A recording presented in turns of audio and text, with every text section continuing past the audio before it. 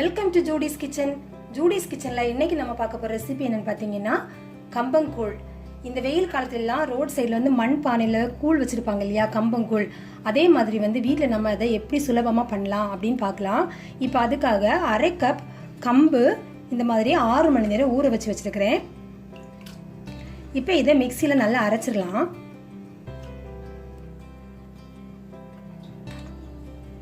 மிக்சியில் தோசை மாவு பதத்தில் இந்த மாதிரி நல்லா அரைச்சாச்சு. இப்போ இதை என்ன பண்ணணும்னா, நான் இந்த அரை கப் கம்புக்காக ஒரு 3 கப் தண்ணி கொதிக்க வச்சுருக்கிறேன். தண்ணி கொதிக்க ஆரம்பித்தோடனே இதை சேர்த்து வந்து நல்லா கைவிடாமல் நம்ம வந்து கிளறி கொடுக்கணும். அது எப்படி பண்ணுறதுன்னு பார்க்கலாம்.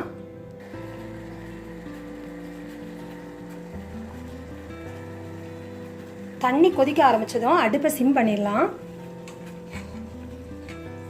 இப்போ நம்ம இந்த மாவை வந்து இதில் மிக்ஸ் பண்ணிடலாம்.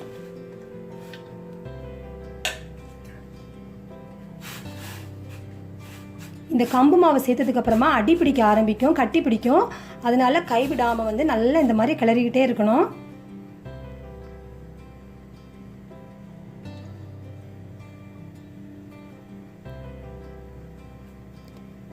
கிளறி வரும்போது தண்ணி இன்னும் அதிகமாக தேவைப்பட்டுச்சுன்னா பச்சை தண்ணி சேர்க்கக்கூடாது, சுடு தண்ணி சேர்த்துக்கோங்க.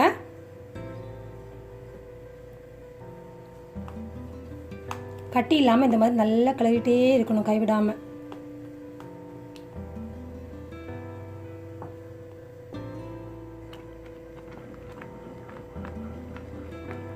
பத்து நிமிஷம் இந்த மாதிரி நல்லா வந்து இந்த மாவை கிளறிட்டேன். இப்போது இந்த பதம் வந்து எப்படி பார்க்குறதுனா, கையில் கொஞ்சம் தண்ணி தொட்டுக்கோங்க. கொஞ்சம் மாவை கரண்டியில் எடுத்து இப்படி தொட்டிங்கன்னா கையில் ஒட்டவே ஒட்டாது. இந்த பதம் தான் சரியான பதம். இப்போ வந்து நம்ம அடுப்பு அணைச்சிடலாம்.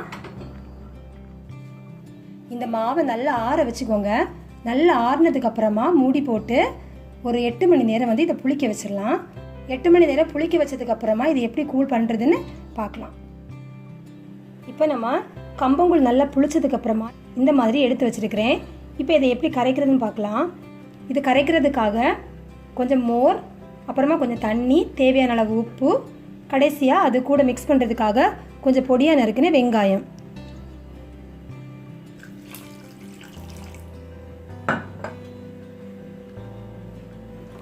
கொஞ்சமாக தண்ணி சேர்த்து நல்லா வந்து இதை மிக்ஸ் பண்ணிக்கோங்க.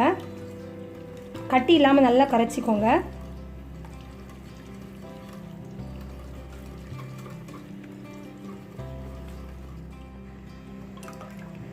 கொஞ்சம் கொஞ்சமாக தண்ணி சேர்த்து இந்த மாதிரி கட்டி இல்லாமல் நல்லா கலக்கினதுக்கு அப்புறமா நம்ம மோர் சேர்த்துடலாம்.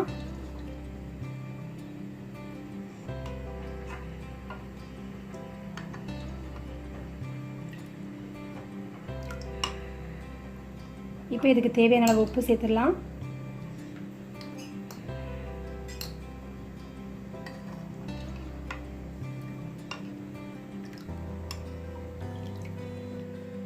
இப்போ நம்மளோட சூப்பரான கம்பங்கூழ் ரெடி ஆயாச்சு.